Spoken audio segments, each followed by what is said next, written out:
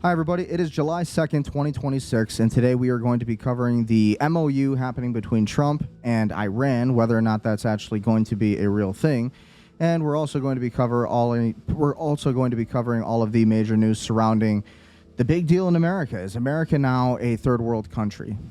That's the real question, right?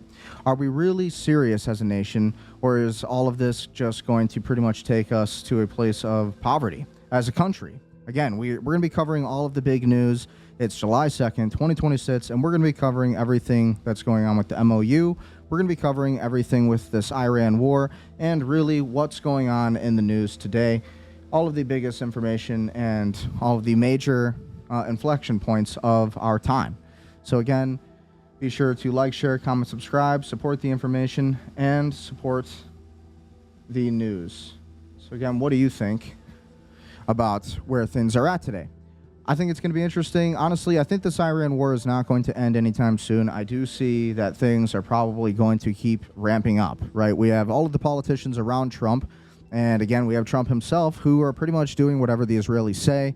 We've been covering this for the past month, and also be sure to bear with us on this live stream. We're trying a few different streaming methods out. We're using Caster. And so, again, we're going to see if we can stream to multiple platforms. We're streaming on Facebook. We're streaming on YouTube. We are streaming on Rumble, Kick, X, or we're trying to stream on X. And then we're also streaming to Twitch as well. So we're streaming everywhere we possibly can. So be sure to like, share, comment, subscribe. We're trying to grow this channel, grow the information. Again, we're also going to be building up our infrastructure here on the show, getting more advanced tech and everything that we really need to make sure that we have a higher quality experience for you, right? It's kind of tough. It's not easy, again, especially when you're living in Michigan. And again, it's 106 degrees on the heat index here today. So it's been a hot one this week. But anyways, let's break into the news. Let's get into the information. I think it's going to be a big day. Again, when you look at all of this, just beware. This is some crazy stuff that's going on today in the media. And all I know is it's up to us to basically decide on whether or not we're going to take America into our own hands or not. So again, be sure to like, share, comment, and subscribe. So again, we are looking at all of the breaking news here. The Iran war continuing on, in my opinion. Again, we have the MoU peace deal, which is supposed to essentially, stop this war. I don't think that's going to happen. I think we're actually going to see a ramp up of the war. And we're actually, interestingly enough, we are weeks away from an economic collapse. We have a shortage of oil, and it's really been affecting everything. So again, U.S.-Iran latest talks pause for slain Ayatollah's funeral after Trump and mediators claim progress. So if you've been following Mario Nawfal's account on X, and if you've been following some of these military analysts, they believe that this could have been a really dangerous day. Oh, sorry, I whistled there. This could have been a really dangerous day in the media. And because they were thinking that the Israelis might have performed some kind of assassination attempt on Khamenei's son's life, again, for attending this funeral. Qatari and Pakistan mediators on Thursday said that the next meetings between the Iranian and U.S. negotiators would be scheduled at the earliest possible time after funeral commemorations for Iran's former supreme leader, Ayatollah Ali Khamenei, was killed in U.S.-Israeli strikes on February 28th, and his funeral is set to last from July 4th to July 9th. Iran's chief negotiator on Thursday called Iran to avenge Khamenei's killing by coming out en masse for funeral events. Iranian authorities say 15 to 20 million people and representatives from 30 countries are expected to attend. And then on top of that, we also have President Trump saying there was progress Wednesday as U.S. and Iranian officials resumed talks in Doha via mediators, telling reporters the denuclearization of Iran is moving along well. Qatar and Pakistan also say positive progress was made. So despite all of the talk, again, the markets seem to be having a lot of good responses to a lot of this. So, as much as I might think this war is really going to just continue on, I think it's only going to continue on because I don't see the Israelis really ending their war with Lebanon anytime soon. I see that they are going to continue moving forward with all of their strikes. And I don't see there being any kind of slowdown when it comes to that. And that is a big part of the MoU, is that the Israelis would have to basically cease fire. And to the Israelis, the enemy seizes, and again, when the enemy seizes, the Israelis fire, right? Enemy seizes, Israel fires. So that's kind of how it seems to work. While Israeli officials fear Iran-backed Hezbollah could still rearm despite Lebanon deal exclusive, the Post assesses Hezbollah's remaining capabilities, Iran's role in rebuilding the group, and whether Israel could have reached the Lebanon deal 3 months earlier. So again, when we see all of this, it's pretty pressing to see where it's taking us today. This comes from the Jerusalem Post. The current state of play regarding whether Hezbollah can rearm itself in the ceasefire period and how well it and rapidly it can do so, highly dynamic. On one hand, the speed and scope of rearming Hezbollah has been radically reduced, while on the other hand, the terrorist organization is far from running out of options for smuggling and new responses. And then an advertisement to mess up everything I was doing, because ads are everywhere today. The Jerusalem Post has learned this, with Iran potentially imminently receiving several $1 billion as part of the ceasefire deal with the United States, and due to its eventually receiving up to $300 billion, top Israeli officials are extremely worried that Hezbollah could make a comeback even after the battering it has taken over the last almost 3 years. So again, thanks to the Israelis, the United States is now paying the Iranians $300 billion of your tax dollars, by the way. Farmers and everything that they're producing is going to be going to Iran. So isn't that awesome? The challenge is posing rearming Hezbollah. First, there are new challenges Hezbollah must face if it wants to rearm. Before December 8th, 2024, the Assad regime allowed Hezbollah Iran free rein to pass through its territory to smuggle weapons to the Lebanese terror group. Until then, the Post understands Hezbollah and Iranian operatives could show up anywhere in Syria with a simple slip of paper authorizing them to get through any area to accomplish their smuggling goals. This included large trucks carrying oversized long-range precision missiles and other strategic weapons. And don't forget that the Israelis just basically struck a ton of underground tunnels that contained Hezbollah kind of military hardware. Following the fall of the Assad regime, the new Sunni regime of the President Ahmad al-Shara decided to chase and hunt down Hezbollah Iranian Shiites, daring to attempt smuggling weapons through Syria. Thus, the Lebanese terror group lost once open highways and many smuggling routes.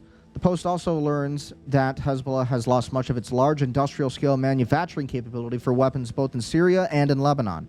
However, despite Hezbollah being less able to threaten Israel with strategic smuggled weapons, the Post understands that the organization is succeeding at smuggling lower-grade weapons via Syria and through other means, especially since the ceasefire has kicked in. For example, Hezbollah smugglers can sneak across the positions of the porous Lebanese-Syrian border. This is true for Iran, Iraq, Syria, and Lebanon, since none of the borders are hermetically sealed. Moreover, the Post understands that there are long-standing historical cross-border smuggling networks in those areas, which carry on no matter who is ruling. All of this is true even though Israel has directly hit Hezbollah's special smuggling unit 4400. The remaining smugglers may be less efficient and talented, but there are still smugglers. So that's what they say, right? That the smugglers and Hezbollah continues on, so the Israelis have to continue fighting, which means it violates the MoU, right? The Israelis, according to the MoU, have to end this entire deal, or this entire war between the Lebanese and Hezbollah. And what we're seeing, it just keeps going on and on and on. So to me, I think the Iran war is going to go on and on and on, because the Iranians are not going to allow the Israelis to continue doing what they're doing. Right now, we just have a funeral, and again, everything that Trump keeps saying about this MoU and the peace talks, he'll make a threat towards Iran, and then the Iranians will say that negotiations have not taken place. They'll deny a lot of things. So who knows? It's a lot of smoke and mirrors, as we've been saying over the past few weeks, really over the past few months. But this is why I believe the Iran war is going to continue on. Could the same deal with Lebanon have been sealed on March 16th? Another issue concerns questions as to whether Israel could have struck the same deal with Lebanon that it ended up agreeing to in late June, already as far back as March. On March 16th, Lebanese President Joseph Aoun publicly appealed to Israel to begin negotiations over a ceasefire in which he would place a path toward normalization and peace on the table. Israeli political officials summarily rejected the offer as too little, too late, saying they would continue to demolish Hezbollah until it was forced to disarm. While Prime Minister Benjamin Netanyahu has claimed that Hezbollah is down to 8% of its pre-2023 war 150,000 rocket arsenal, the Post understands that nailing down the exact volume of rockets is complicated, and even that statistic would leave them with well over 10,000 rockets, not to mention a new first-person view FPV drone fleet. So again, cumulatively, this is still a large supply of weapons along with Hezbollah's remaining forces. Netanyahu has said 9,000 Hezbollah fighters were killed, though pre-war estimates were that it had 30,000 to 50,000 fighters, leaves the Lebanese terror organizations as a significant, if weakened, threat. If Hezbollah is not beaten, and if it is not agreeing to disarm even in July, this was the point of cutting a deal with the Lebanese government for around 3 months when it could have been sealed in mid-March. So again, there is a debate on this issue, but at least those in the Israeli political and defense establishment who believe in continuing the war was worth it to defend their positions as follows.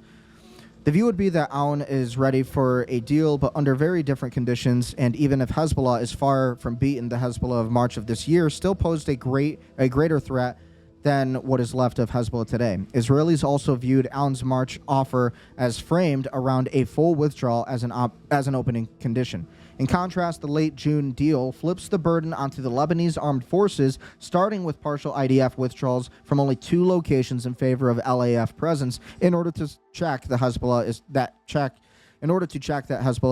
is kept out before the IDF undertakes additional withdrawals, the Post has learned. Officials view this change in emphasis as making the late June Lebanon deal into the antithesis of the Memorandum of Understanding, the MoU, with Iran, in which the Islamic Republic did not commit to very much upfront, at most, possibly informally, to nuclear concessions at the tail end of the deal. Also, the Post understands, and again, it totally lost my spot because that stuff's awesome. Anyways, we got the pretty much moral of the story here. Again, I think this Iran war is going to continue just because the Israelis are going to continue on with everything that's going on. They're going to continue with Lebanon. They're going to take the Golan Heights. They're going to take the southern border of Lebanon for that security buffer zone, ultimately. And then, again, Erdogan has said the same thing, essentially, that the Israelis are coming to take Turkey. And that's happening. And who's stopping the Israelis? Well, it's not Trump, right? It's not the United States. We can make as many moves as we want. But ultimately, I mean, Trump has been the most pro-Israel president we've seen to date. And so when I look at all of this, it just doesn't look like anytime soon we're going to be ending this Iran war. Meanwhile, we also have Russia and Ukraine to think about. Ukraine's war latest, Putin briefed on the Kiev attacks after a night of horror in Ukraine. Russia has launched its largest attack on the Ukrainian capital since mid-June, collapsing apartment blocks. Local authorities have accused Moscow of deliberately killing civilians following the latest. Now, again, we also have to remember that a lot of these buildings did contain Ukrainian military personnel, and they were they were basically storing a lot of military hardwares and building a lot of military tech. A lot of intelligence operations were taking place in these civilian buildings. So, again, who knows if they're actually civilian buildings or if they're being occupied by Ukrainian military, which is what a lot of reporters are saying. And the Russians have given many warnings on Kiev for the people of Kiev to leave, civilians of Kiev to leave, that, you know, there's basically going to be a war there. If I've been tracking this entire Russia-Ukraine war, in my opinion, it seems like the Russians have been playing by the rules of war, the Geneva Convention and the Nuremberg Code. All of these things have been pretty much kept by the Russians. They've been abiding by these laws of war. And if you follow Scott Ritter's analysis, he's been saying the same thing. Really, that the Ukrainians were the ones who struck first, and the Ukrainians ultimately are the ones who are losing this war, and they're continuing the war when they shouldn't be. Right? Zelensky, who Trump complimented, by the way. Trump complimented Zelensky that he's doing well in this war, but at the end of the day, in my opinion, the Ukrainians should end this war and concede, because the Ukrainians are losing. I mean, they're throwing a lot of their own people into white vans. A lot of civilians are being thrown into white vans. It's been pretty bad for the Ukrainians. And ultimately, the Ukrainians are being used by the United States government, right? And the Russians know this. The Russians have basically been telling the Ukrainians, hey, stop doing what you're doing, you know? So it's kind of an interesting thing to see. We'll see who ends the war. But to me, it's just been tit-for-tat strikes from what I've been looking at with the Ukraine-Russia war. And it's just back-to-back drone warfare. The Ukrainians have been striking Russian oil refineries. And then the Russians have been striking a lot of Ukrainian training zones, training bases, different areas deep inside of Kiev. So again, number of dead in Kiev continues to rise after the massive attack. Russia launched 74 missiles and almost 500 drones. Night of horror, Ukraine demands allied response. And Putin briefed on the attack as Kremlin acknowledges the division. Women found out under the rubble. Women have been found under the rubble. Strikes leave huge crater in Kiev. And Zelensky is hoping to meet with Trump again to ask for more money, of course, because we've been paying for this entire war, right? You know, we all remember when Biden was president, and essentially you had, again, the people in that administration signing missiles that were going over to basically hit the Russians. So again, we were funding this war. It really started under the Biden administration with this Ukrainian war, really, and we struck the Kremlin with the Ukrainian government. And again, you had U.S. politicians who were signing missiles that were going to hit the Russians. So it's pretty bad when we look at all of it. Ukrainian Nord Stream suspect charged, and then live reporting according to Nick Alipor. So again, massive attack on Kiev kills at least 21 and wounds nearly 90. We're pausing our coverage for the moment. Thank you for following along. Russian forces launched a massive attack on the Ukrainians' capital overnight, killing at least 21 people, according to the latest official update. Another 85 were injured after drones and missiles struck residential buildings in Kiev. So again, this is happening. Pictures showed collapsed multi-story buildings, fires flaring up across the city, and huge crater after multiple explosions were heard. So this is starting to look a lot like a World War II setting, isn't it? Or I guess you could call it World War III. The enemy has once again deliberately targeted residential neighborhoods and killed civilians, said Timer Kachenko, the head of the capital's military administration. We have sustained extensive damage and a significant number of casualties, including children. So again, this is footage of the efforts and strikes aftermath. So let's see if we can actually play that. We innovate because and of course it's going to make us watch an ad. Everything is an ad today. How ridiculous. Why is everything an advertisement? Every single thing you do, no matter where you go, you got to watch an ad for it. It's honestly kind of stupid. With over 400 really global ridiculous. Partners, we are ranked as the world's most international I university mean, honest to God, like kind of crazy. In 2024, 2025, and 2026. And honestly, when I think this is just going to be nuts. As this kind of waits, just making sure all of this is going. I think it's crazy. This war just keeps going on and on and on. So again, what do you guys think about this Iran war? Go back to where we were here. Sorry, we were just checking everything here. Go back to where we were at. There we go. Okay, so what do you think about this? Let's rewind this so you can get the full picture here. So these were the Russian strikes on Kiev that you're about to look at here. At least 17 people were killed in a night of Russian attacks on Ukraine. The costs of war are not pretty. At least 86 people were injured in the attack that left homes and buildings destroyed.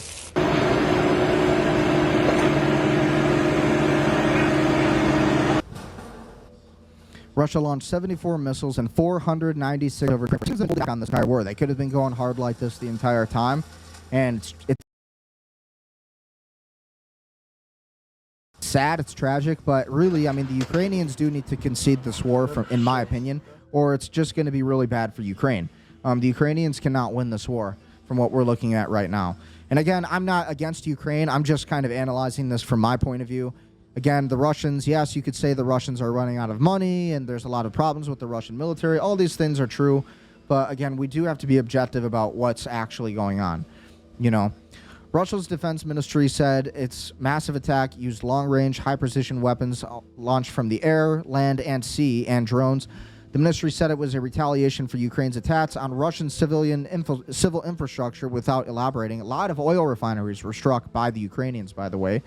Ukraine has recently intensified strikes deeper into the Russian territory, triggering a widespread fuel crisis in the world's third biggest oil producer and forcing it to ration fuel.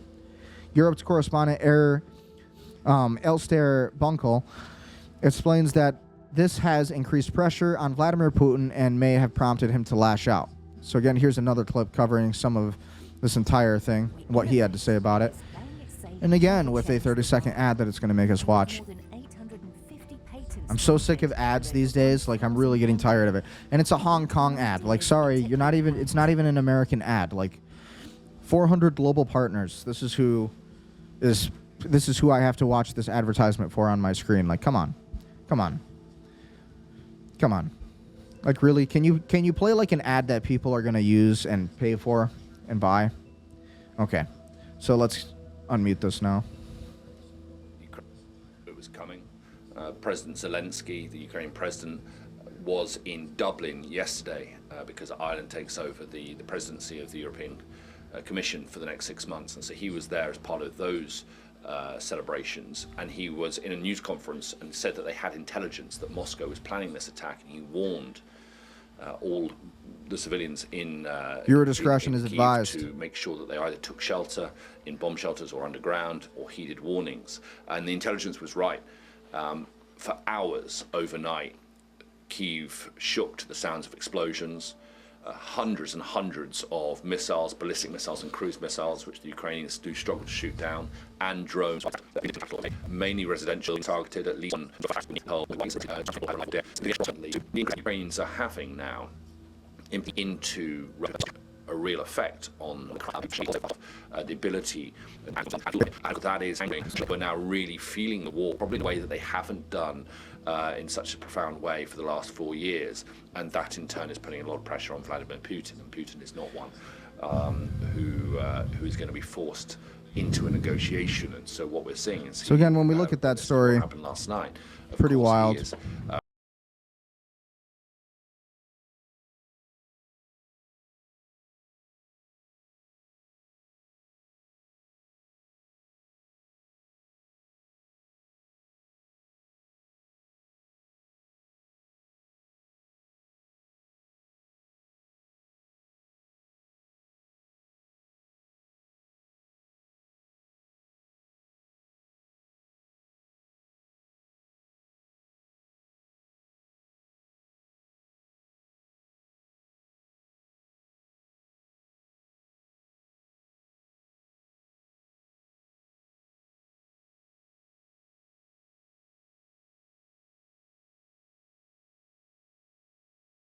Ramping it up, and that is why starting to glitch out a little bit, so we'll exit out of that. And in one sense, it shows and it demonstrates the success that the Ukrainians are having. But of course, so again, when we look at that story, it's pretty big. That's what's happening with the Russia-Ukraine war. Those are some of the updates there, and everything that we need to know. I mean, it's pretty crazy. It's pretty horrible.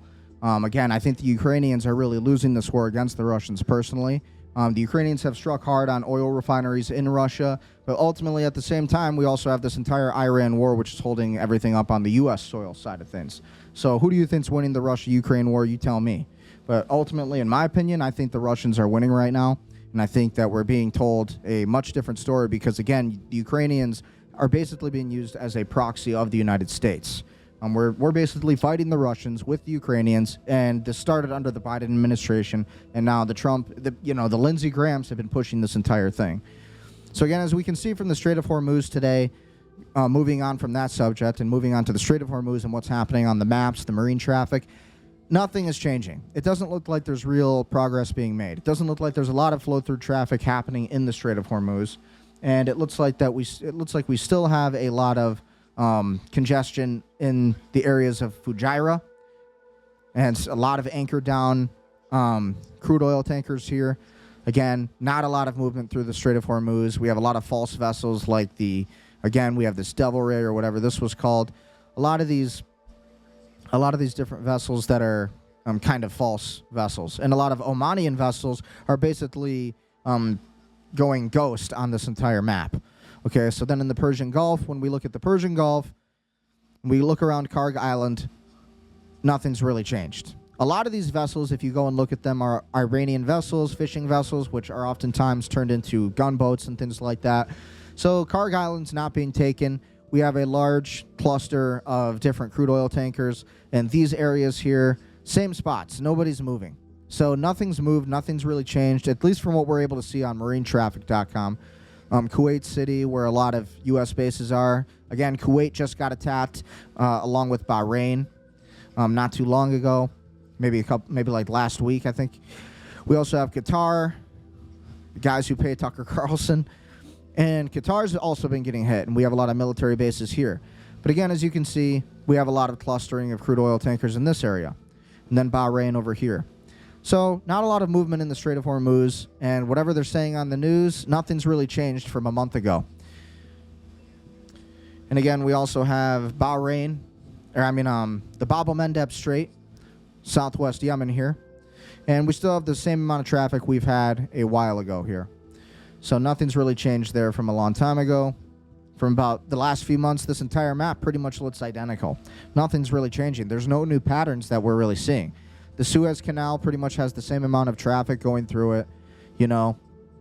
Actually, we're starting to see a little bit more traffic, it looks like, going through the Suez Canal. Weeks ago, as we were looking at the Suez Canal, there was pretty much very limited traffic. Now it looks like we have at least a little bit of something going through there. But again, we also have a lot of anchored crude oil tankers in Port Said, and then, again, just south of the Suez Canal here in the Red Sea. So nothing's really too crazy in the Strait of Hormuz, and it's just telling us that basically there's not a lot of progress being made with this entire thing. So again, when we look at the oil prices, again, we also have WTI crude at $68.45. We have Brent crude at $71.57. We have Murban crude at $65.10, and natural gas is at $3.21. So again, Trump's statements, maybe his statements, a lot of the Truth Social posts, all these things are allowing these prices to go down a little bit. The Chinese have also probably had a lot to do with these prices being down for now, because it really benefits the retail investors. It benefits the retail people of the oil industry. But overall, oil companies want these prices to go up. So we'll see what happens with OPEC and the petroleum market. But I think these prices will go right back to above $100 a barrel, considering especially if we get back into this war with Iran. Looking into the cryptocurrency market and emerging markets, again, Bitcoin's at 61,000, so we're up a little bit from yesterday. The fear and greed index at 21. We were at 18 yesterday. Ethereum at $1,693.87. We have Binance at $556.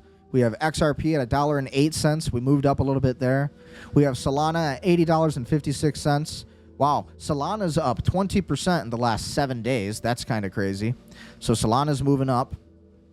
And again, we have Hyperliquid up 3.74% in the last 7 days, 5% in the last 24 hours.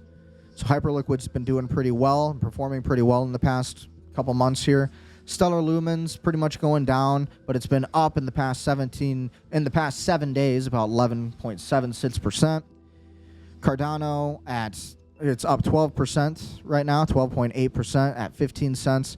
And so when we look at all of these different markets, we're pretty much at a standstill, right? Until the Clarity Act passes, you're going to see the cryptocurrency market pretty much stay in the exact same place. So when we look at the prediction markets, we can also look at some of the popular predictions. Again, a lot of people are predicting France will win. 34% of people think France is going to win the World Cup. But I like to focus more on politics and what's going on with politics. So again, still, Gavin Newsom's leading the way for the Democratic National Committee nominee in 2028. And then for the Republicans, looks like J.D. Vance is leading the way at 40.25%.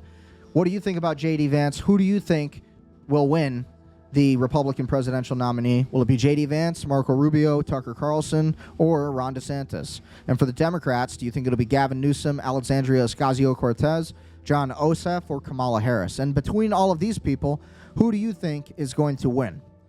Again, Polymarket is saying the 2028 presidential election is going to come between Gavin Newsom and J.D. Vance. And I think if the American people had to pick one of these, it's going to end up being J.D. Vance. I'm not really a huge fan of J.D. Vance. I think J.D. Vance is ultimately going to be, maybe not the best guess. And then the presidential election nominee winner in 2028, again, 20% of people are saying J.D. Vance. 15.5% of people are saying Marco Rubio, 12.25% of people are saying Gavin Newsom, and 6.8% of people are saying AOC. So who knows what will happen with that? That's kind of a lot of the predictions there. Netanyahu, will he be out by December 31st or July 31st? It looks like December 31st is going to be the winning prediction here. We'll see if that changes, but it looks like all of these dates have been washed out. I think Netanyahu, I don't even know if he'll be out of power by then, even with the elections in October. We'll see. So it's going to be interesting to see where all of this goes ultimately when it comes to prediction markets and things like that, but that's kind of where we're sitting with the crypto market, poly market, and what's new there. When we jump over to gold, looks like gold is up from yesterday, 1.49%. We're at $4,128.92. We have silver at $61.11 per ounce. So gold is pretty much, hey, I would say gold's on discount. Buy it up. gold is always good to own as a hedge to a recession. Now, the interesting thing here is the stock market. The Dow jumps nearly 600 points to record close. NASDAQ slides as chip stocks suffer. Live updates. So again, the Dow Jones Industrial Average scared to record highs on Thursday as investors reacted to a weaker than expected no farm payrolls report for June, while the NASDAQ composite languished as semiconductors struggled once again. So again, when we look at the stock market here, Trump's been keeping this up. And at the end of the day, you also have Steve Warsh, who is the federal chair right now. He was supposed to lower interest rates, but this never happened. Yeah, right? Why did he not lower interest rates? Well, he went 180 degrees on what Trump predicted he was going to do. Well, like everybody said was going to happen. And now he's basically going against his word. So we'll see what happens with the stock market, but I think that we have an imminent crash coming. And so hopefully that doesn't happen, but it's going to be interesting to see if we can actually get through all of this. If we can actually get to a market that's going to make sense and a place in the market that's actually going to get us to where we want to go. So now let's react to some videos in the media. This is why the title of this YouTube episode was titled, Is America a Third World Country Now? So we're going to go through a series of videos explaining, in my opinion, why the United States is really shooting itself in the foot and we are becoming a third world country. And we are allowing our country to die. And it starts with the Save America Act. Now, a lot of liberals in the world are going to say, oh, Brendan, you're stupid. You don't know what you're talking about when it comes to politics. You know, for the first time, the Supreme Court and the House, they actually held up the Constitution and they did what they were supposed to do. Well, really, when it comes to the 14th Amendment was never meant to be abused the way that it's being abused today, right? A Nigerian woman comes to America at 7-8 months pregnant. She has a baby here. That baby can now go back to Africa, come back to America, become president. You know, basically an Ilhan Omar situation. Basically a Vivek Ramaswamy situation. This is what I was trying to explain yesterday, but we were glitching out like crazy yesterday. So again, I want to play you these videos on why I think we need to change this Save America Act. We do need to have voter rights that do not allow illegal immigrants and anchor babies to vote. They shouldn't have the right to vote when there's already a chain migration crisis when it comes to this birthright citizenship issue. No other country has birthright citizenship, really. And again, you have South Africa right now that are driving out immigrants, which is really crazy. So it's really interesting to see how America, just because of the 14th Amendment and the misconstrued nature of how it was read and interpreted by our low IQ Supreme Court, again, Amy Coney Barrett, and again, some of the other women on our Supreme Court, who basically ruled in favor of the birthright citizenship remaining, mainly, again, because of conflict of interest also, right?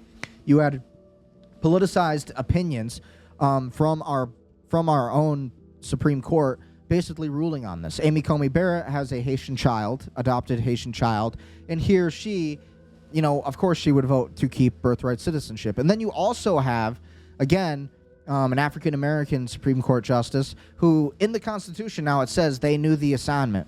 And so it's written as she said it, and that's now in the Constitution as official language. So it's like, this is like the third world country behavior that I'm talking about. We have people in the Supreme Court who really cannot correctly interpret the laws of our Constitution without taking advantage of them and allowing these third world immigrants to come over here, flood our border, exploit all of our resources, and turn us into the same country that they fled from. Attempted to tie the Save America Act with the National Defense Authorization Act for the Senate to take up. Johnson says he's now exploring other options to move the voter ID bill forward.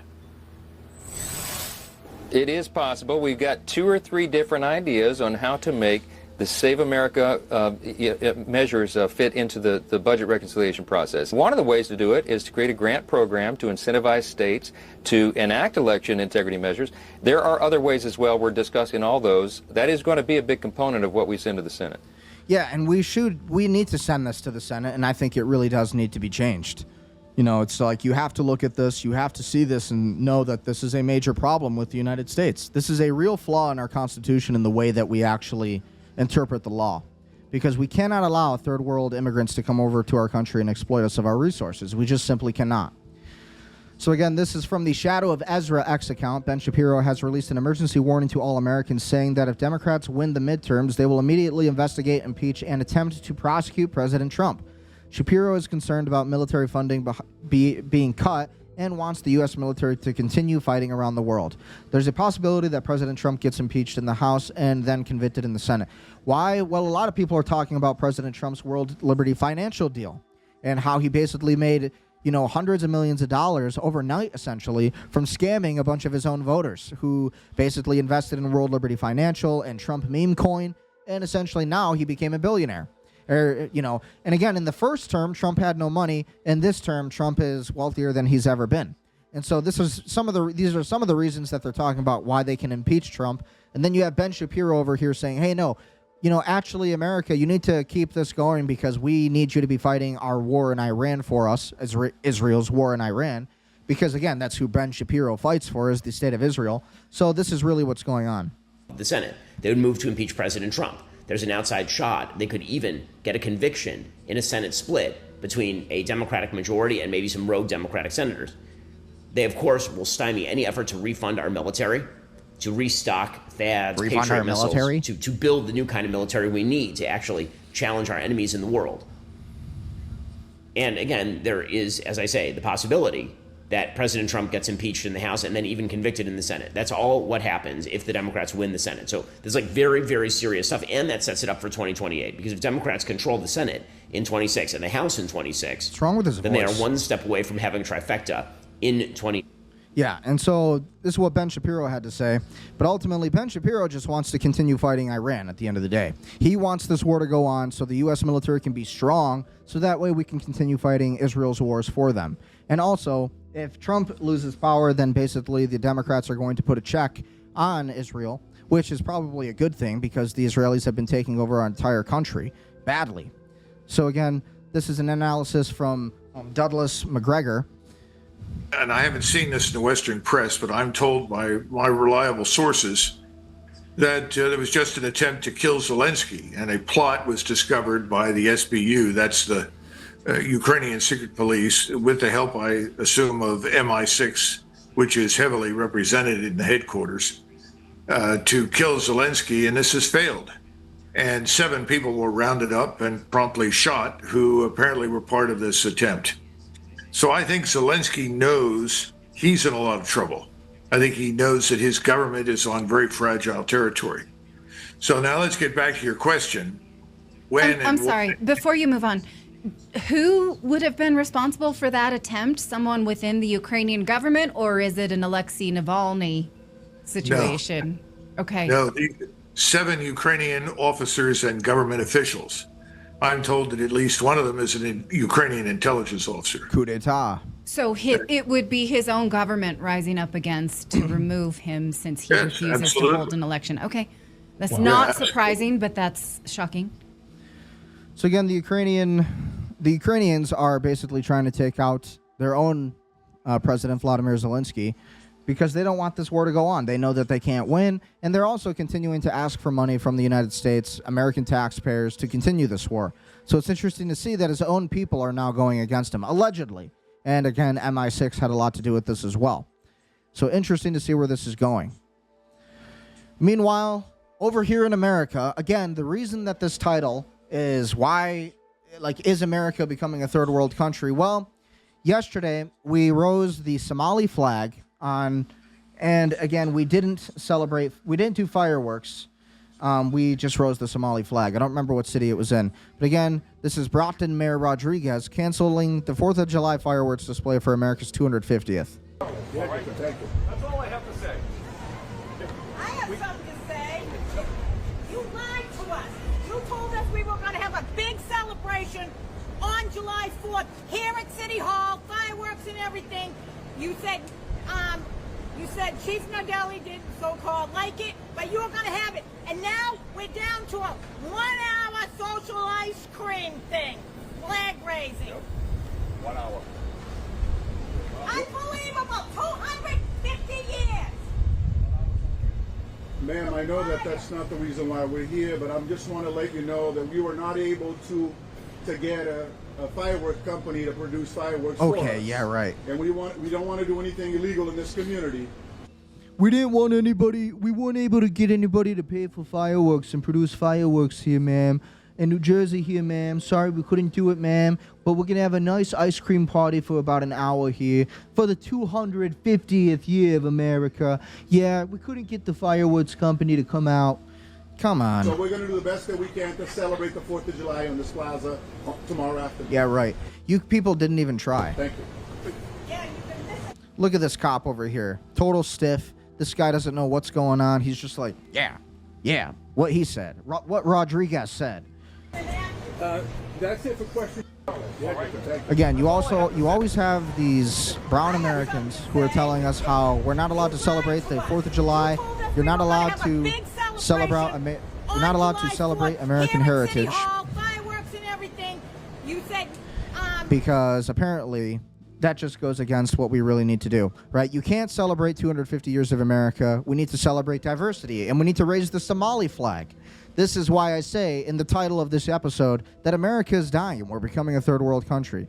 Here's another episode, again, of the dying of America. ICE agents opened fire on illegal immigrant in Harrisburg, Pennsylvania, after he attempted to run over the ICE agent with his car. Again, so we have more illegal immigrants trying to run over ICE agents, and now the world loses their shit because an ICE agent did their job and defended themselves from a crazy illegal immigrant. So again, ICE agents coming over here, approaching the B-frame of the vehicle, doing their jobs. He's got his arm on his gun here. So you can see that the window's wide, so the window's not even rolled down. So this guy's not even rolling down his window. Obviously, the door is probably locked. He just tried to open it. Looks like he's got his flashlight out. He's threatening to break the door. It could be a walkie-talkie, too.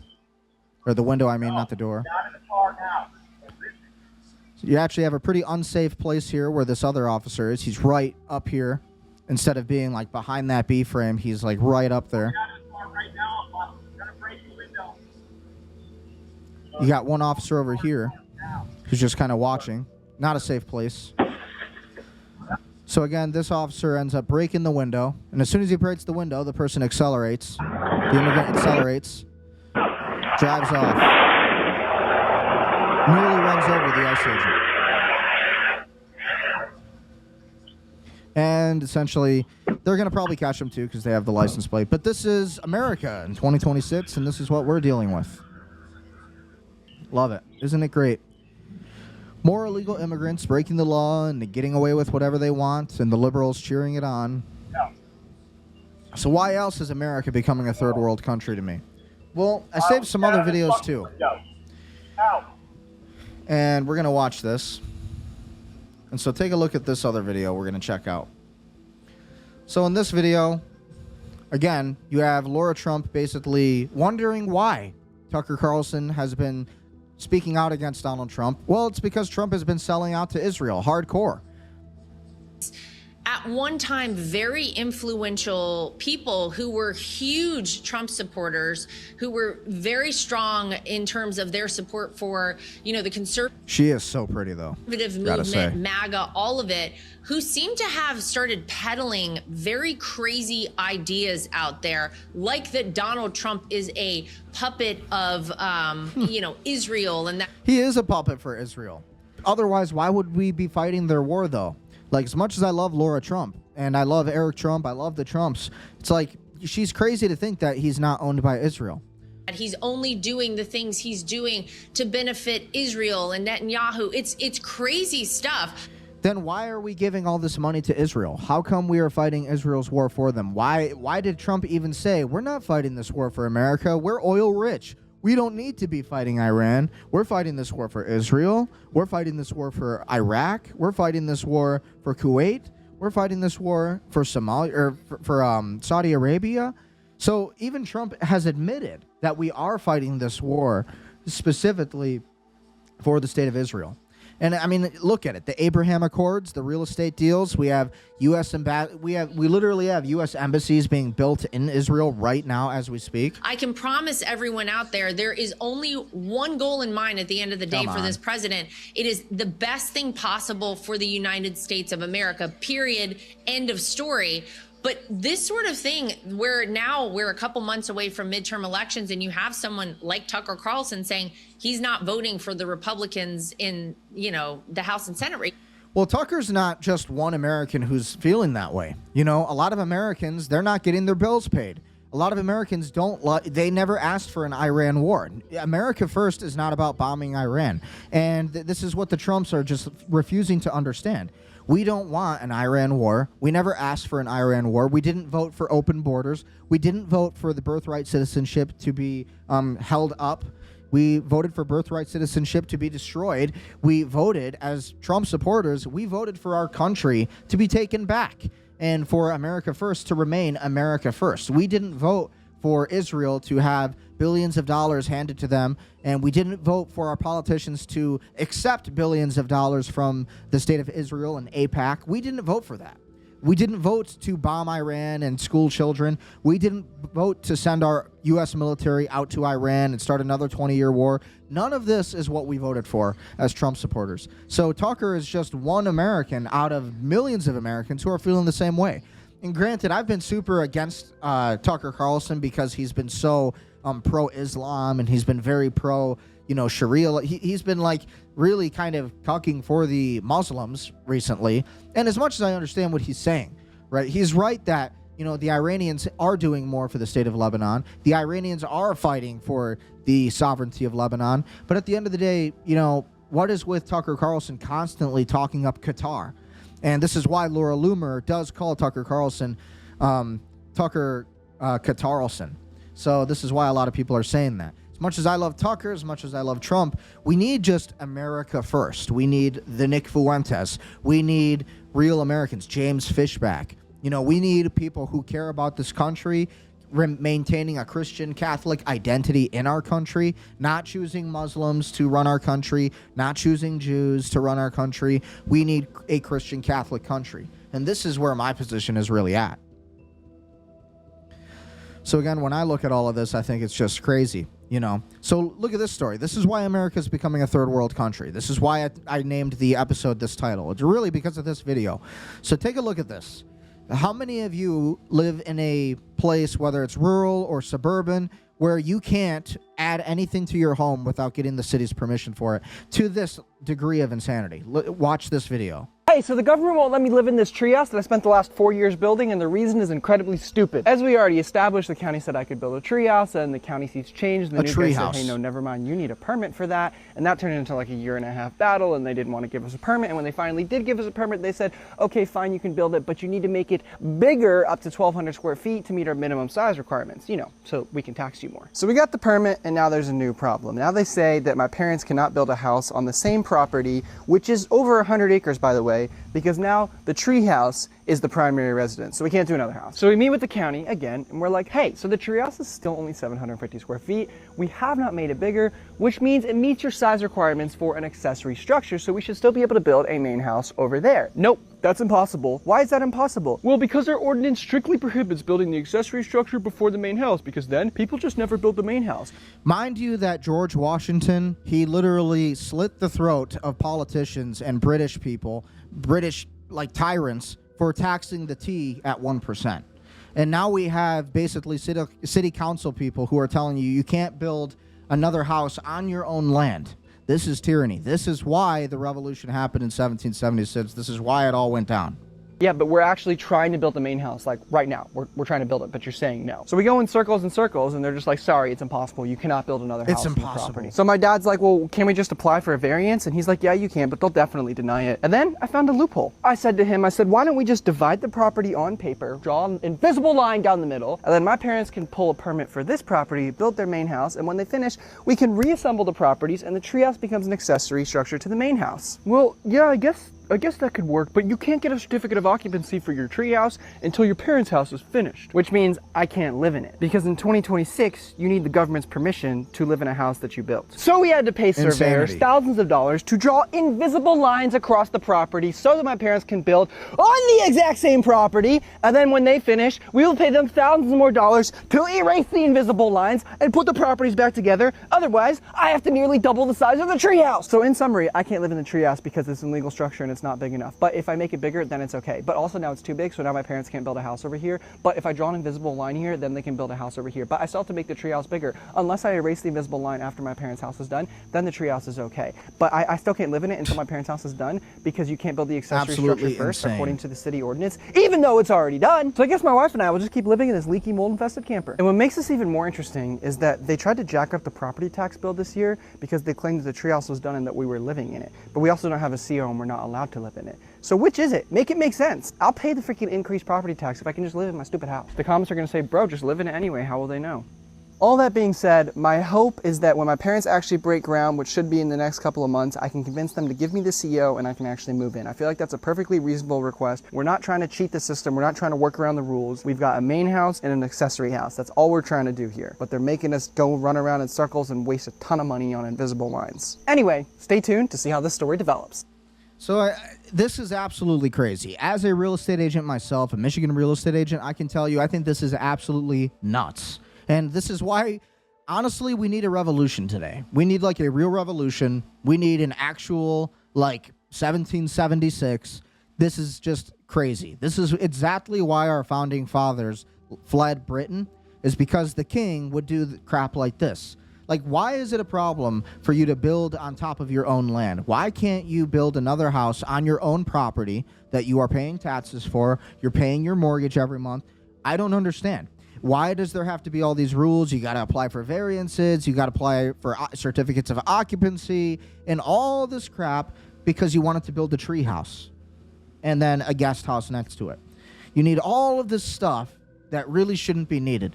This is why America is becoming a third world country. And really, you have the most incompetent people who are making these decisions and telling you that you're not allowed to make these adjustments on your home because of HOA and all of this ridiculous bull crap.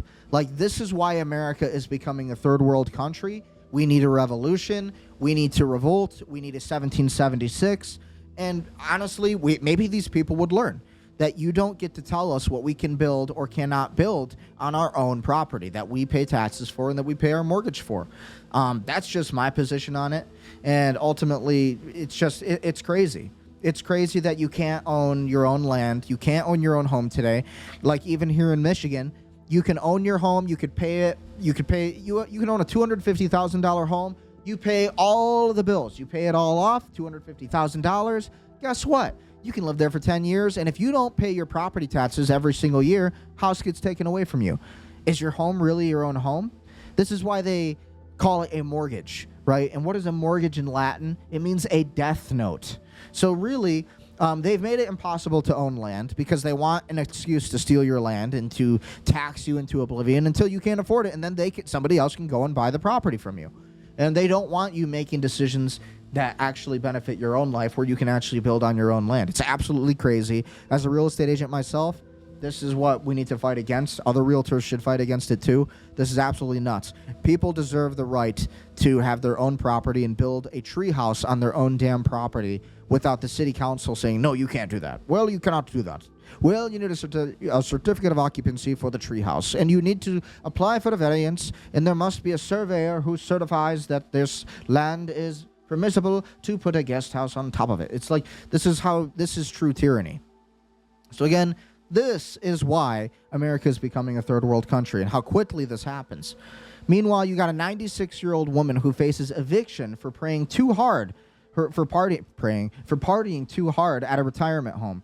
The internet celebrity Lillian Droniak argues she pays $12,000 per month to stay there, and no one can stop her from having fun. She is a role model. But then again, she's paying $12,000 a month, and listen to this story. Out of the nursing home. I just got this letter. It says you're getting kicked out if you don't stop the parties. You could read it. Parties are not allowed, and you cannot serve alcohol to other residents. Letter serves as a formal warning. I could do what I want. I pay $12,000. That reminds me of my gram. A month to live here. I could party if I wanna. My girlfriends are coming over tonight. We're gonna drink and gossip. It's not a party, but we do get rowdy. I can't help it. I love to party. You can't stop me. They are here. Insane, though. Love yous. This is what they're doing to Americans. She's paying $12,000 a month to live at this place. And they have the nerve to say, you can't drink here. Okay, well, all of the people who are disagreeing with me would say, well, it is a nursing facility. Yeah, it's not good for the old people to drink. It's like, dude, they've lived longer than all of us. They have a right to drink and party and have fun and celebrate their lives, especially when they're paying $12,000 a month. Could you imagine owning a nursing home and you're getting paid $12,000 a month per tenant? Like, dude, you're living good and you're sitting fat. And you are going to tell some old lady that she can't have her friends over and have a party and drink some alcohol. I think it's absolutely crazy. This is why America is becoming a third world country. We need to have a revolution. We need to be able to defend our old people. You know, we need to be able to have our independence. Our sovereignty, our independence, all of these things are extremely important to protect. Again, here's another reason America is becoming a third world country. Remember, Seaside Heights, New Jersey says you can't take pictures holding an American flag on a public beach. So again, you got a bunch of good-looking women here running around with their Trump flags. Regardless of what you think about Trump, it's not the point. You have a right as an American to wave whatever flag you want, even if it's a Confederate flag, if it is a swastika flag, a World War II flag, if it's a flag of a different country. As much as I hate that, you do have the right to wave that flag on U.S. soil.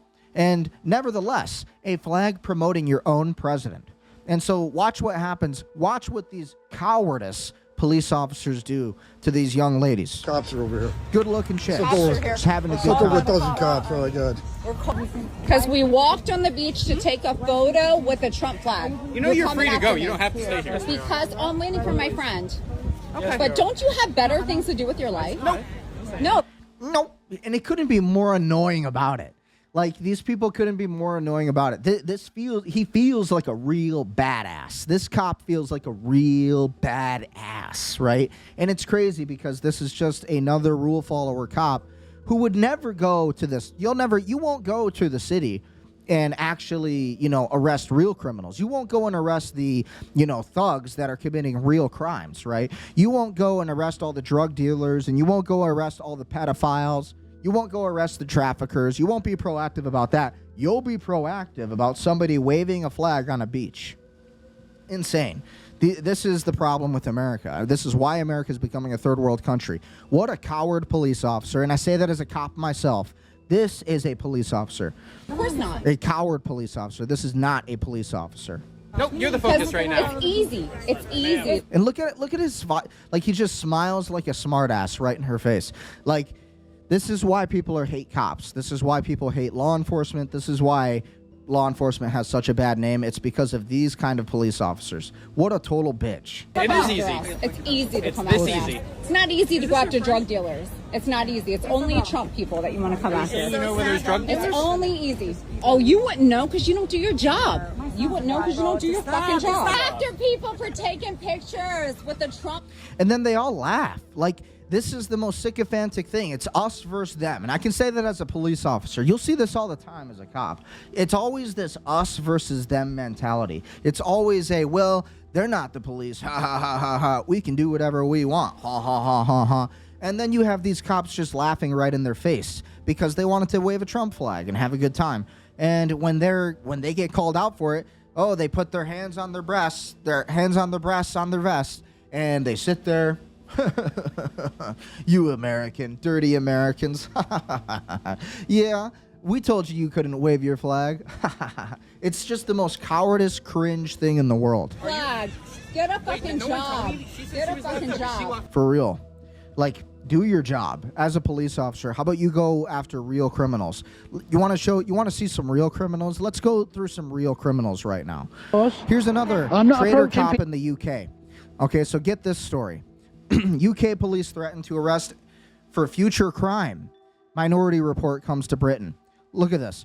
UK police officer threatens to arrest a man for peacefully filming in public because his presence might wind people up and cause someone else to lose their temper. This is straight up Minority Report policing.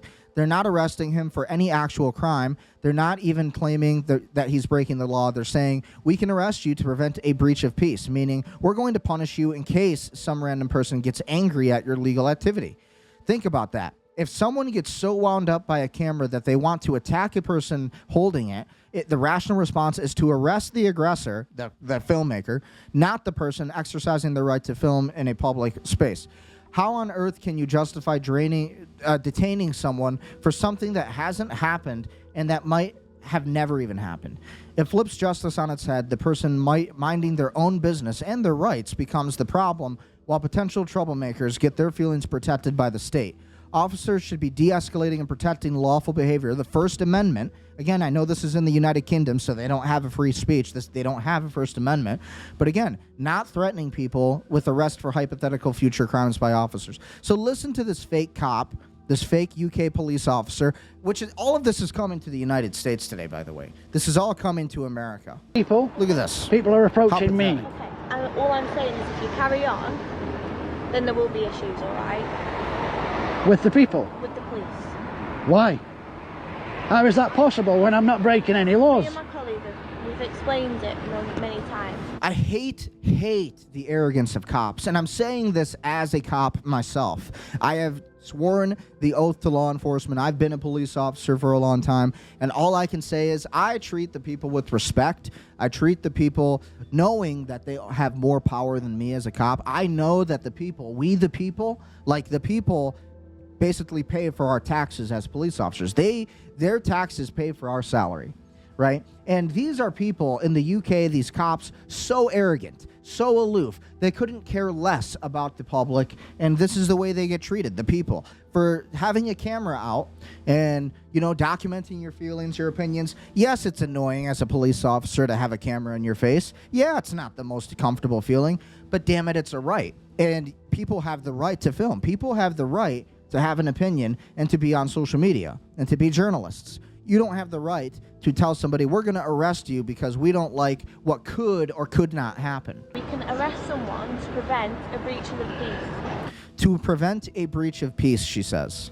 Breach of the Look at, again, this is why women should never be cops. This is why girls can't be cops. This is why every female cop I've ever worked with has almost pretty much been totally incompetent.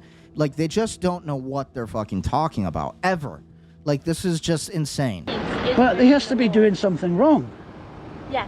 She has her nails done, by the way.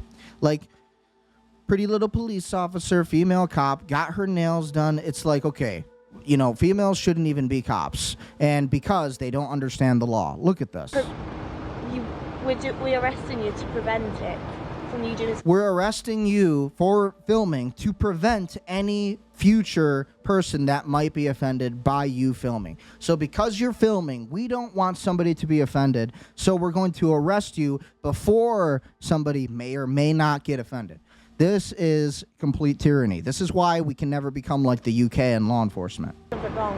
We're not going to leave you to carry on winding people up. What is this, like Minority Report, like a crime that might happen in the future? You're going to prevent it? Prevent the breach of the peace. Have you heard about that? Why don't you just... But they won't arrest the Sikh Indians wielding around swords who are hacking off people's head and stabbing people and cutting off their hand, which you see every day on Twitter. No. These brave police officers will never take the time to actually go and arrest all of the thugs raping all of the native women in Britain. No, they won't arrest them. No. That's too hard, too challenging. This woman couldn't do it herself. So let's go after the easy targets, the polite people, the polite British people who understand the law. Let's take the easy prey. Tell people to mind their own effing business. Well, I wouldn't recommend you doing that. Why? Because you're going to cause issues.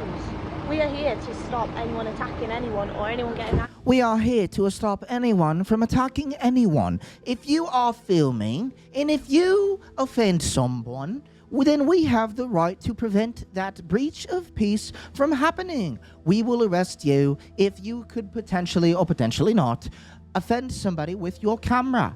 We can't have that in the UK. This is a tyrannical state, sir. We must arrest you under the King's orders, under Keir Starmer's orders. We have been ordered to protect not the native people of Britain, but to protect the third world immigrants coming into our country. Yes, cheerio. Like, this is completely insane. Because your behaviour, if you carry on with some of these people, someone might lose their temper. Yeah. How stupid. Like, this is the most brainwashed human being you could find. These are brainwashed police officers. These are totally brainwashed people. They have no concept of the law, no concept of reality. These are all brainwashed robots who have been trained and indoctrinated to hate their country and to sell their country out to third world Muslims and invaders and Jews. And then that's going to cause a breach of peace, isn't it? Oh, God, I should have just stayed in bed this morning, shouldn't I?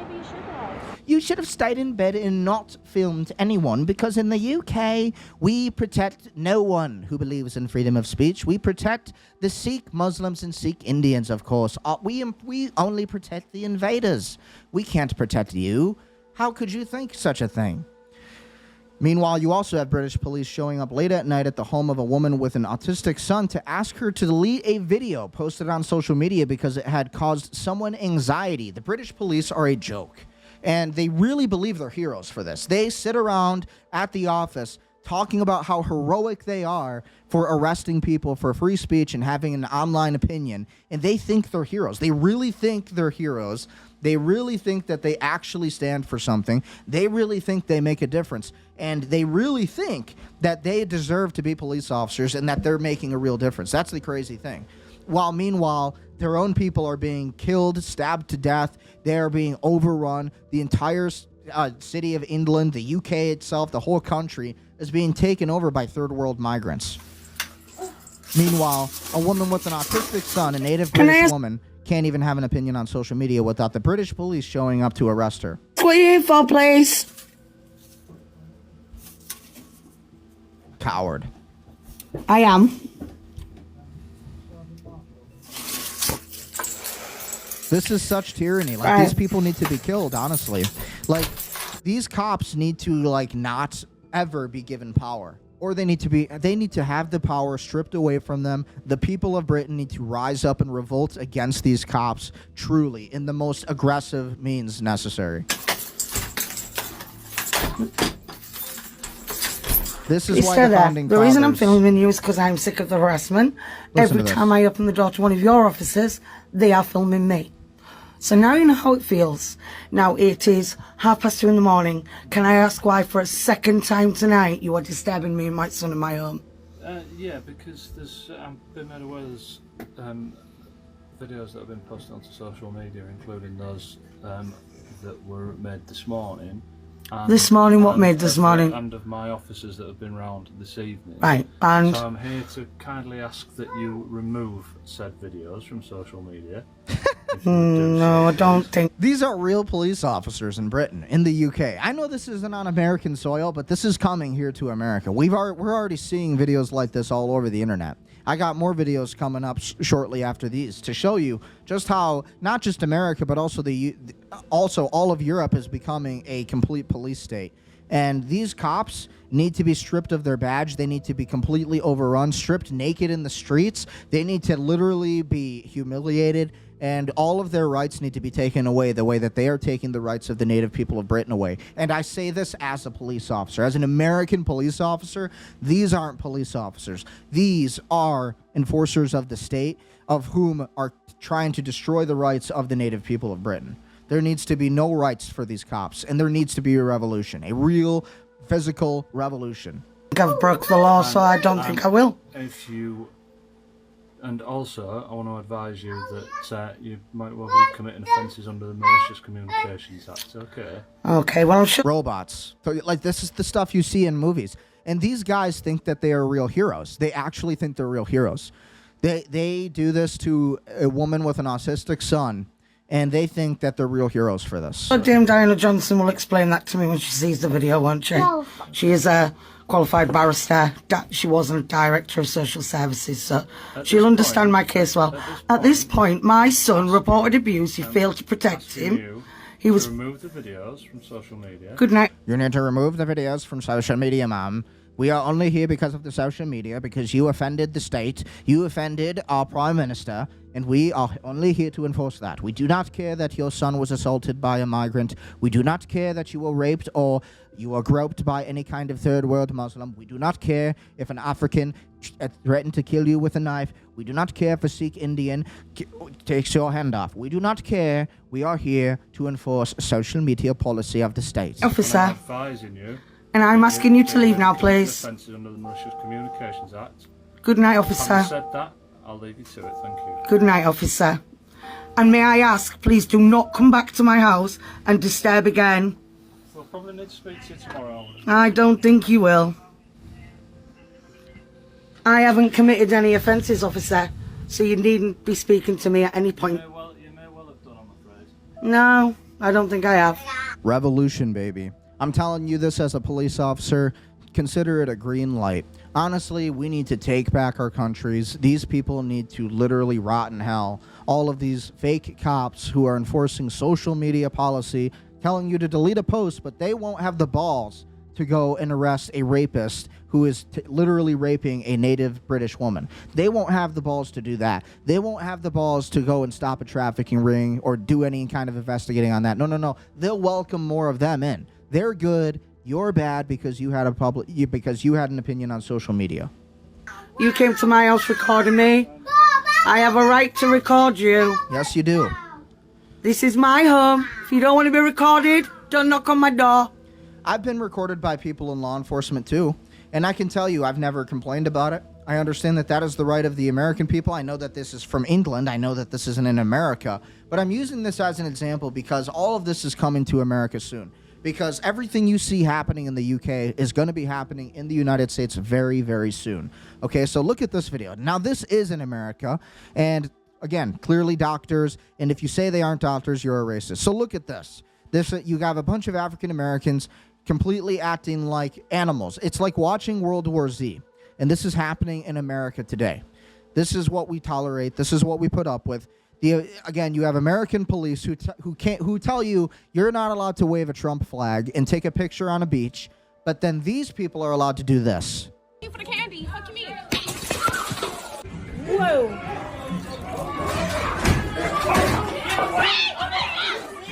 Literal animals. Subhuman animals.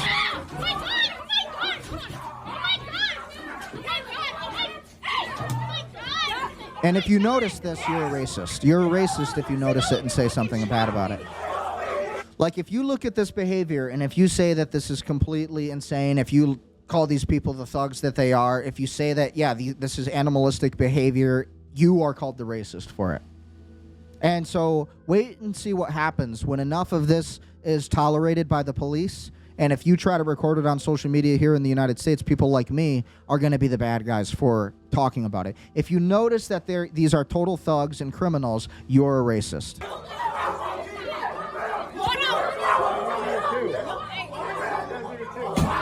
Literally like watching World War Z. A bunch of zombies. No parents. Like, where are their parents? You have a bunch of little kids here. It's over a fucking chocolate bar. Over a chocolate bar. They're acting this way over a chocolate bar. This is unreal. Over a chocolate bar. What? Little ass bitch. Go home. Thank you for the candy. Fuck you mean. Total ghetto thugs. And I don't feel bad for saying it because it's true. Oh my God. And if you notice it, you're a racist. If you say anything bad about it, you're a racist. You need to accept it and tolerate it, or else you're a racist. Like, literally, these people are animals. These are subhumans. These are thugs.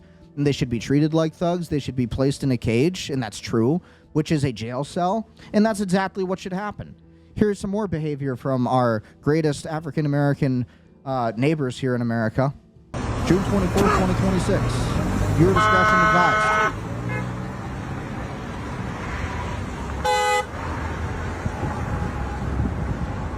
What great people these are. True contributors of society. Just basically head stomps this kid. Head stomps the guy. Total animalistic thug behavior. And if you say anything about it, you're a racist. Nobody doing anything about it. You got a fire chief right over here. Literally, this guy's trying to murder. This is attempted murder. Attempted murder.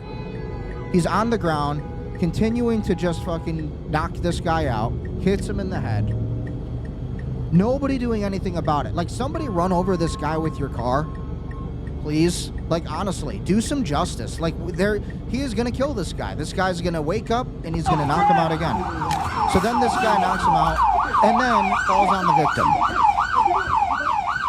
America is becoming a third world country, and if you say anything about it, you're the bad guy.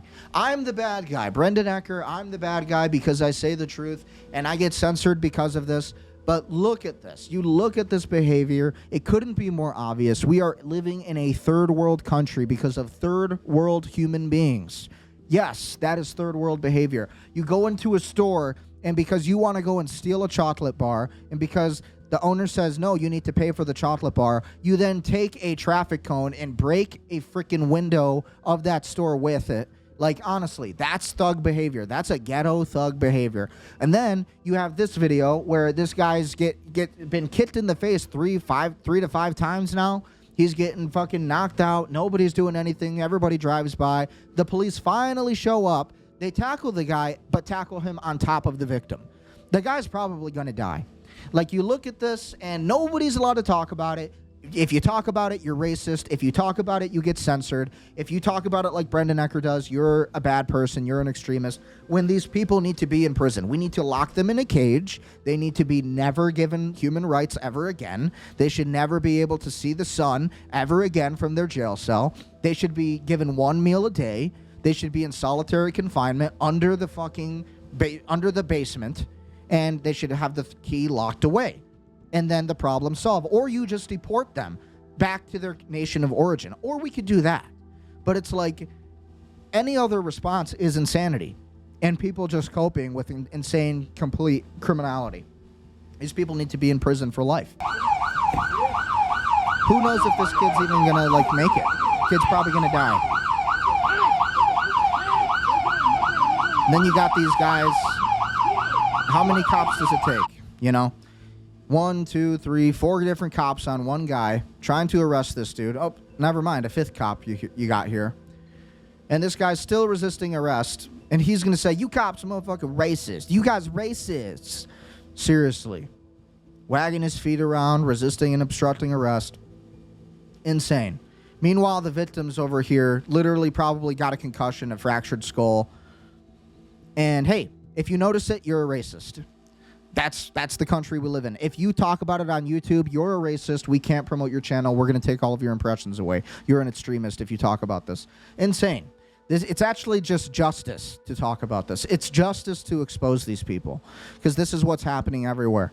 Meanwhile, we also have a woman who fatally shot a man during an argument over a parking space at the North Lauderdale Walmart, claims self-defense. This guy was a veteran, by the way. Oh, shit. And she kills him and shoots him. Kills him. Shoots him dead. Can't even hold a gun right. Road rage incident. Another road rage incident by our wonderful African-American neighbors who love us so much and who are definitely not racists overall. Points the gun at him. The other guy saying, what are you doing? Why are you pointing a gun at me? Put the fucking gun down, probably. Happened just before 12:30 in the afternoon. Deputies got the call and found the 62-year-old man shot in the parking lot because some criminal black lady was a racist against white people, probably, and had to road rage and killed a war veteran on the spot. This is why you don't road rage. This is why you don't get out of your car. This is why you don't go anywhere near the city. This is why you shouldn't. This is why when you're around blacks, you never relax. This is where the saying comes from. Around blacks, never relax. This is why people say it. This is what happens. This is why you should walk away from black people when you see them today in 2026, because this is the way they act. This is what happens all over the country every single day. This is only one video of thousands of videos you'll see on Twitter X. And these people will never serve time in jail. She will get a bond of nothing because the judge will say, well, she was a scholar. Well, she was turning her life around. Yeah. Insanity. And nothing happens to these people. I mean, somebody has to talk about this. There's total just injustice happening in our country. You had Carmelo Anthony, who stabbed Austin Metcalf in the heart, who was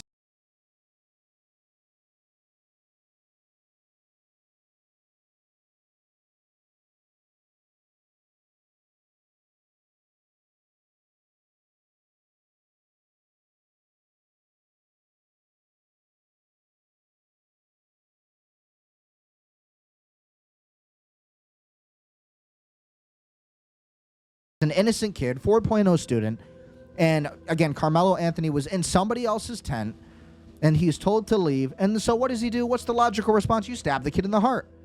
And again, what happens after that? Well, the black people defend it, and they say, well, you know, Austin fell into the knife. He fell into Austin's knife. He was a scholar. He was turning his life around. He was a future doctor. Yeah, right.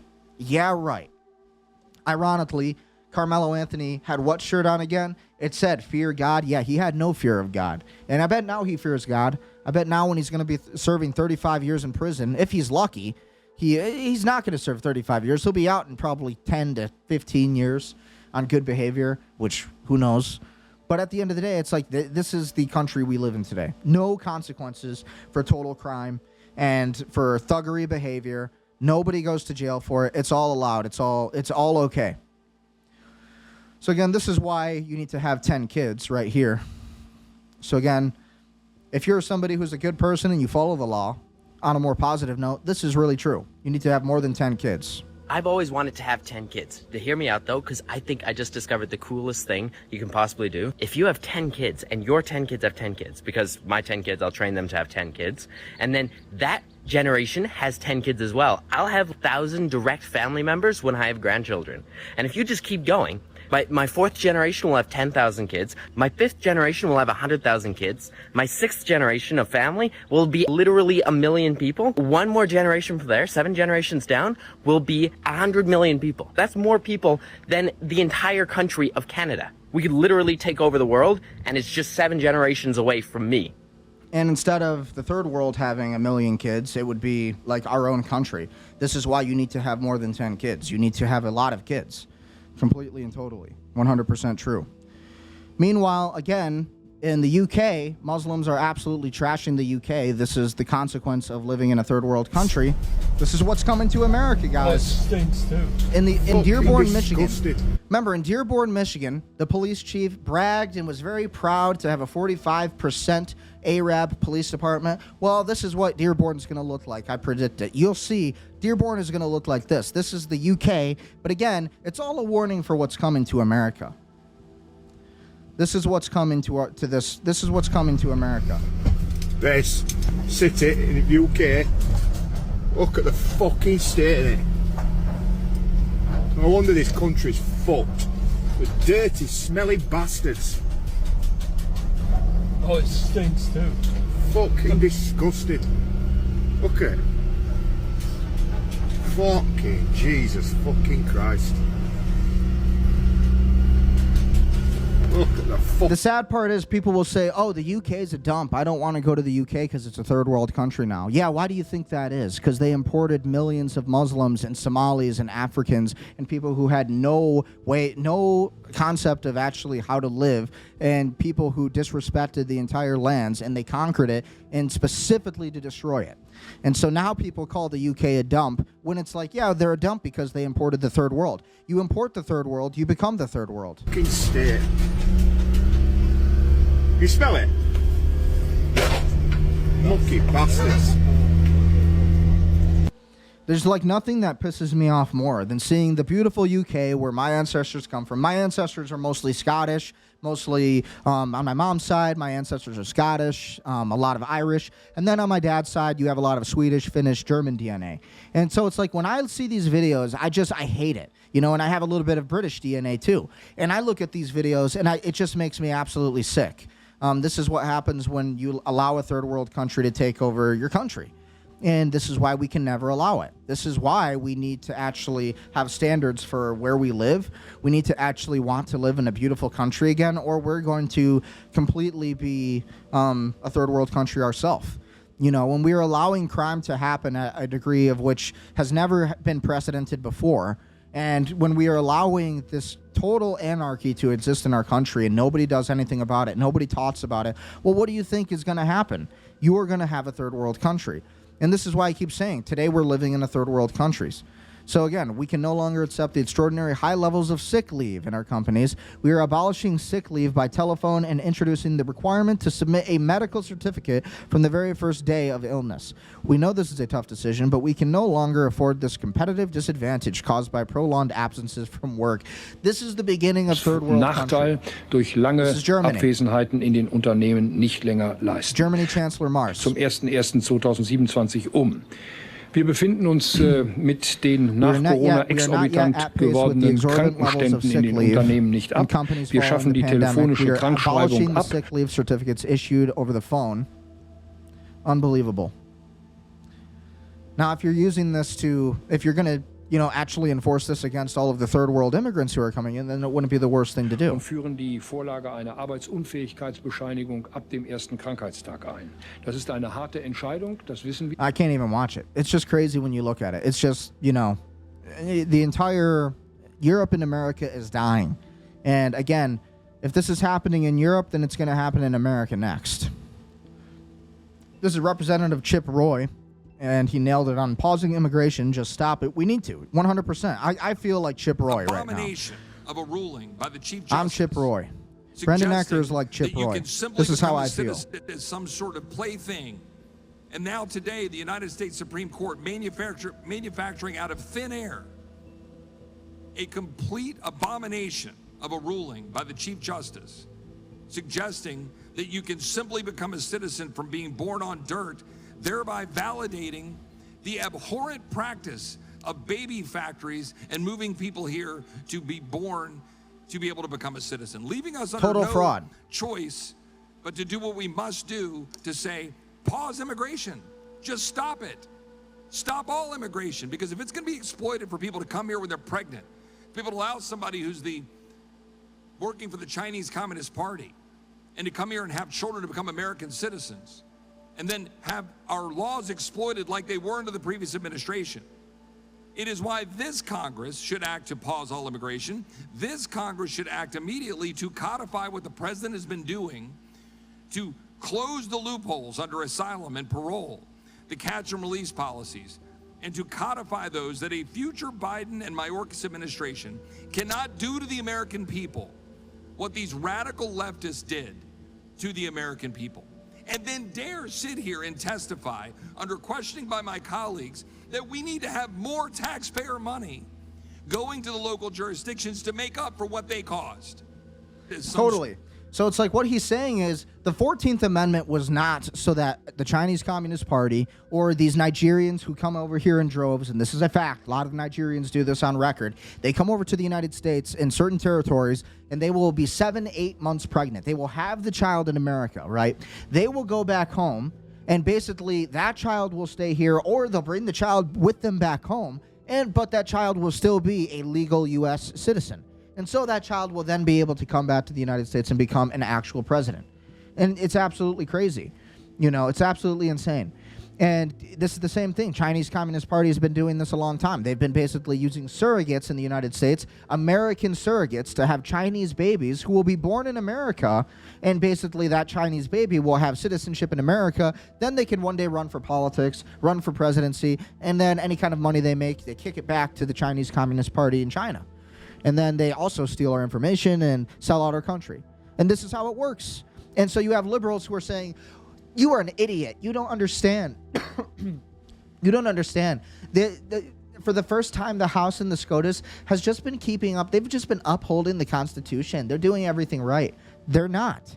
They're abusing. The 14th Amendment was originally made for slave owners, for slaves who had children, okay, after the Civil War.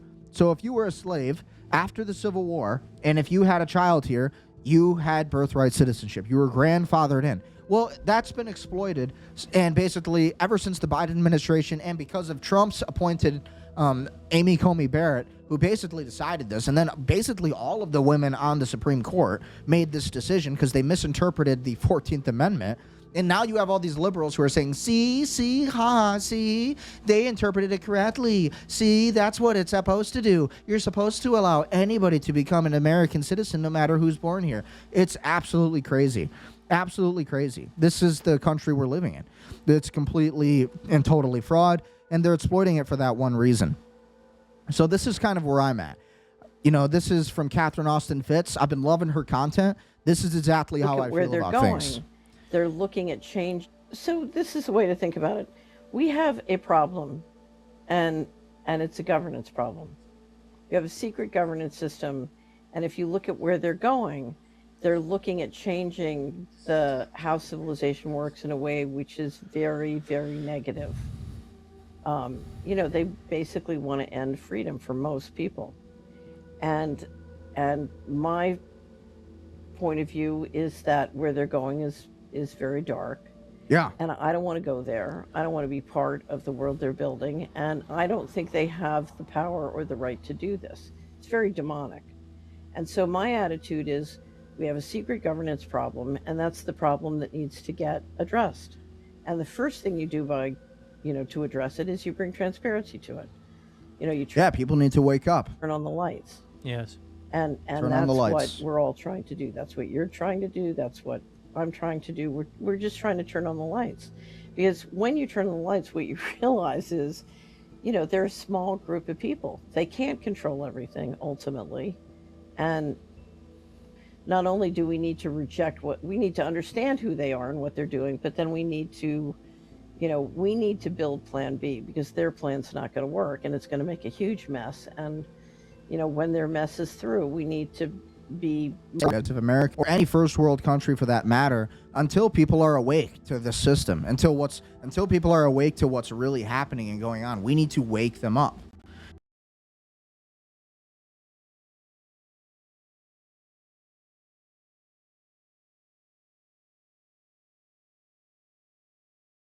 And there needs to be a real awakening, or else it's just never going to end. Russian drones deployed by Ukrainian ground robots near Konstantinivka, disrupting supply chains, Russia says. So again, this is a lot of what we've been seeing in Russia recently. I don't want to get copyright. So pretty crazy. So the Russians have been affecting supply chains to the Ukrainians by basically taking out a lot of their different farm equipment and things like that. Pretty wild. Meanwhile, these Muslim men are going viral for showing off their impressive shotgun skills while celebrating a wedding. So again, here's more of our amazing Muslims that we're allowing into the United States. Look at this. Aren't they great? Don't they respect the firearm laws?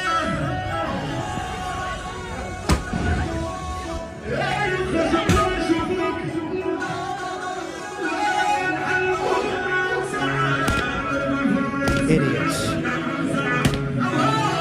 Like, when I say America is a third world country and going to become a third world country, this is what I'm talking about. This is exactly what I'm saying. Like, if we allow this kind of crap into our country, then we are going to become a third world country. And they're going to bring this kind of logic and all this crap to our way of life. Again, the Dearborn police chief wants to let more of these people in.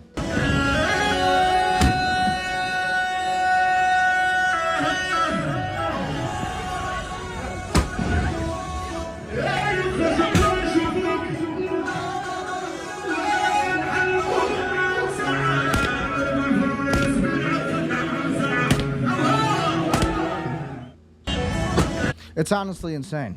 This is who we're allowing into our country. Again, the Dearborn police chief thinks that that's who should become police officers. People who just definitely respect firearms laws. Not. So let's take a listen to this video. Lebanon. Come on, guys. Israel just wants peace in the Middle East. They want a piece of Palestine.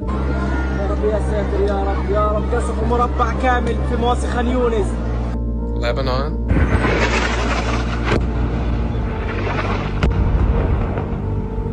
Jordan. It's called the Greater Israel Project. This is what they're doing. It is fact. Iraq, Iran, and Libya are racing to develop nuclear weapons. Syria.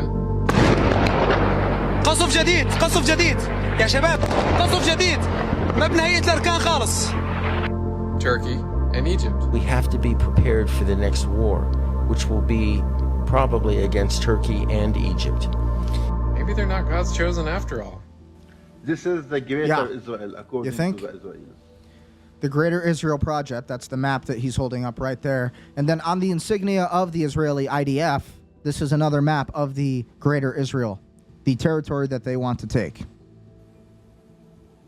It is include 100% of Palestine, 100% of Jordan, 100% of Lebanon, 100% of Kuwait, 75% of Syria, 45% of Iraq, 40% of Saudi Arabia, 35% of Egypt. This going and part of Turkey too. So tell me again that it's not about the Greater Israel Project, right? Yeah, just keep letting the Israelis do whatever they want, and let's see what happens. Crazy. Crazy, crazy, crazy. So, again, that's pretty much all we have time for. We'll get into this video tomorrow, maybe. At the end of the day, be sure to like, share, comment, subscribe. What do you think about the Iran war? What do you think about everything new that's happening in the media? What do you think about where we're at with the Israel-Lebanon, the Greater Israel Project?